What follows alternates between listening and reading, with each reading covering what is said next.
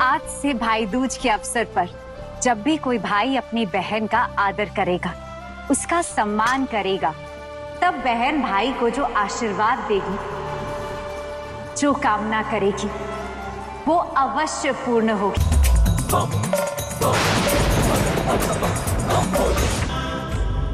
कहो नरकासुर, क्या वरदान चाहते हो? मैं भटक गया था महादेव, किंतु मां काली ने मेरे मन के अंधकार को मिटाया। महादेव, मेरी एक ही इच्छा है कि इस दिन को युगों युगों तक स्मरण किया जाए, एक ऐसे दिवस के रूप में जहां अंधकार के पश्चात प्रकाश आता है।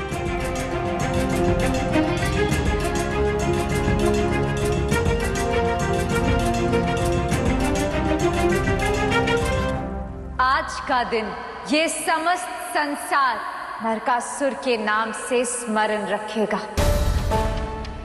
इसे नरक चतुर्दशी कहेगा, नरक चतुर्दशी कहेगा, नरक चतुर्दशी कहेगा। और ये मेरा आशीर्वाद है।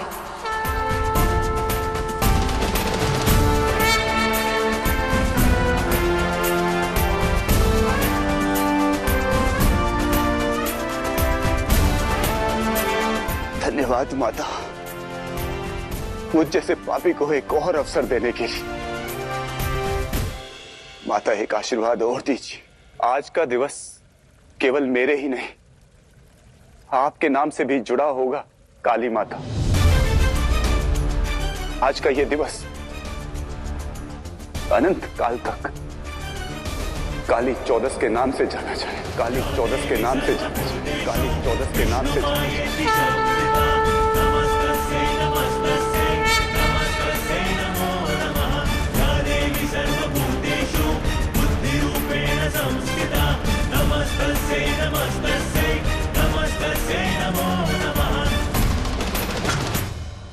तथास्तु।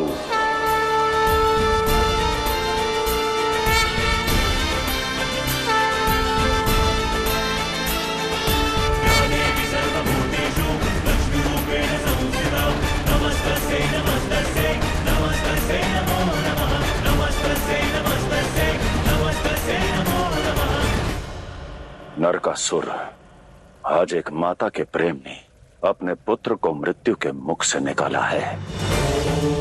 इसलिए सदैव स्मरण रखना कि तुम्हारा ये जीवन उद्धार का है। और यदि भविष्य में कभी भी केवल अपनी कामना के कारण तुमने कोई भी भूल क्यों ना की, तब देवी महाकाली नहीं, वो देव जिनको तुमने अपने कुकर्मों से सबसे अधिक क्रोधित किया है, वो नारायण स्वयं अवतरित होंगे और देवी लक्ष्मी के साथ अपने ही अंश को ध्वस्त कर देंगे।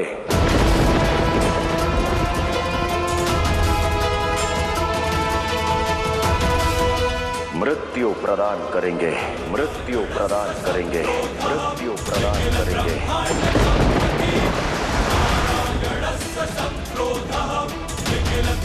और स्मरण रखना, तब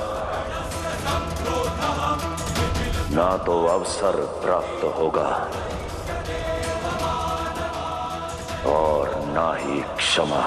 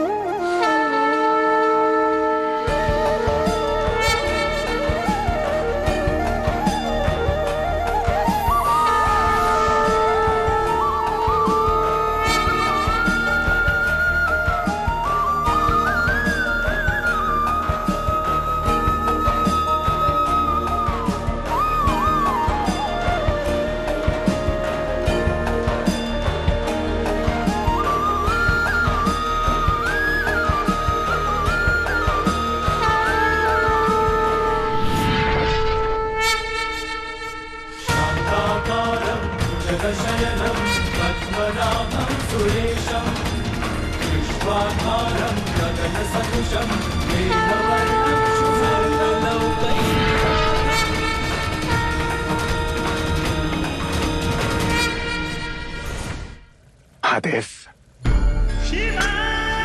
देवी लक्ष्मी को इस पाताल से निकालकर पुनः देवलोक में स्थापित करने का समय आ गया है। हाँ चंद्रदेव, और नारायण के पुनः अपना संचालक का पद स्वीकारने का भी।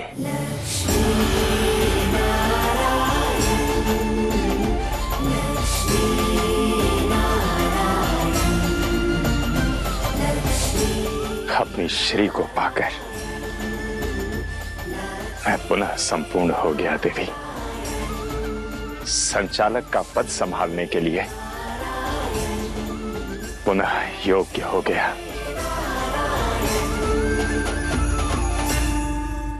आज से भाई दूज के अवसर पर जब भी कोई भाई अपनी बहन का आदर करेगा, उसका सम्मान करेगा, तब बहन भाई को जो आशीर्वाद देगी, जो कामना करेगी, वो अवश्य पूर्ण होगी।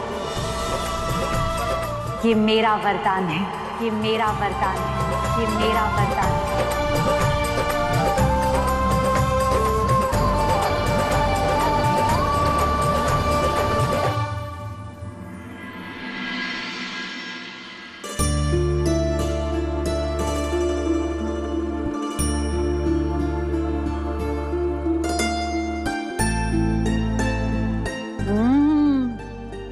ये बेर तो कितने स्वादिष्ट हैं।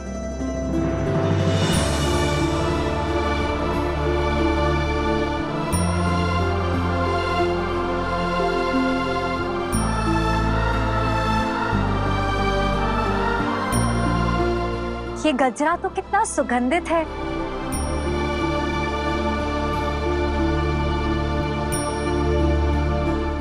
ये क्या शिव, मैं अपने हाथों से चुनकर ये बेर लाई हूं, आपने इन्हें चखा भी नहीं और मेरे गजरे को भी नहीं देखा। बताइए ना, कैसी लग रही हूं?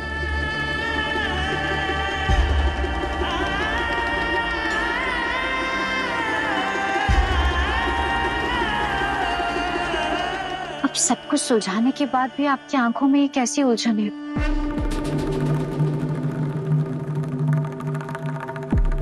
नरकासुर का संकट टल चुका है, परंतु इस चक्रवात का जनक कली, वो अब भी जीवित है देवी। उसके षड्यंत्र अत्यंत घातक हैं देवी, क्योंकि वो प्रहार शस्त्रों से नहीं, मन में बसी प्रार्थना के भाव पर करता है। आपके हृदय में करुणा का वास है, वो आपकी सबसे बड़ी शक्ति है। किंतु कई बार यही भाव विपत्ति के द्वार खोल देता है।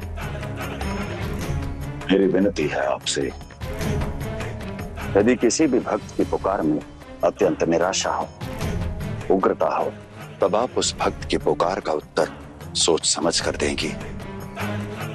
यदि जाना अत्यंत आवश्यक होगा, तब आप वरदान सोच समझ कर देंगे, क्योंकि दिया गया वरदान जीवंत हो जाता है, अपने साथ अनेकों परिणाम लेकर आता है। हाँ, परंतु अकस्मात आप ये सब क्यों कह रहे हैं? ओम गौरी पार्वती दिव्ये नमः। ओम गौरी पार्वती दिव्ये नमः। ओम गौरी पार्वती दिव्ये नमः। ओम गौरी पार्वती दिव्ये नमः। ओम गौरी पार्वती दिव्ये नमः। ओम गौरी पार्वती दिव्ये नमः। ओम गौरी पार्वती दिव्ये नमः। ओम गौरी पार्वती दिव्ये नमः।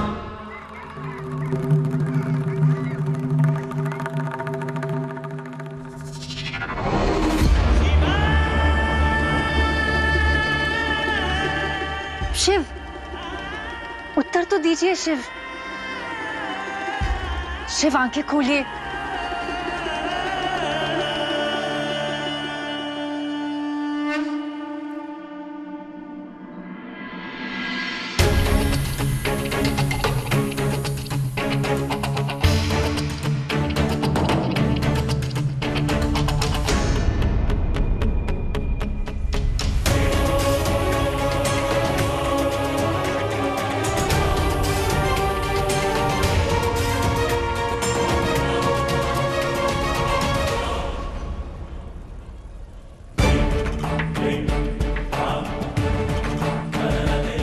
अब आपकी इस मुस्कान के पीछे क्या कारण है?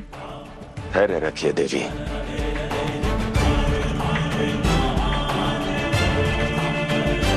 शीघ्र ही सब ज्ञात हो जाएगा। परंतु क्या ज्ञात हो जाएगा शिव?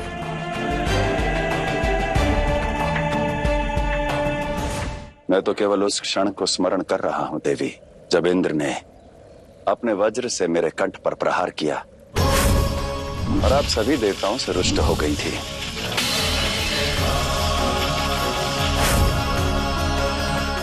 स्मरण है आपने क्या कहा था?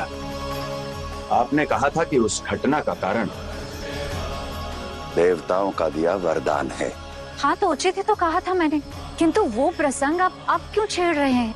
मैं केवल ये देखना चाहता हूं कि जब आपका कोई भोला भक्त आपके समक्ष होगा और अपने त्याग के बदले आपसे वरदान मांगेगा, तब आप क्या करेंगी?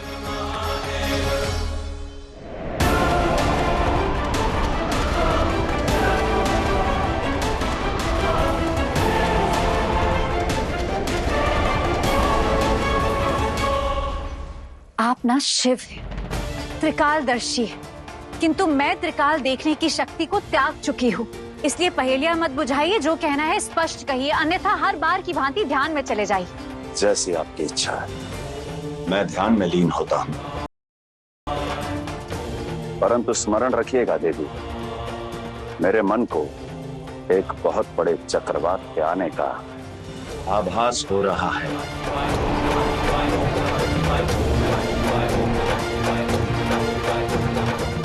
महादेव, आंखें खोलिए, उत्तर तो दीजिए।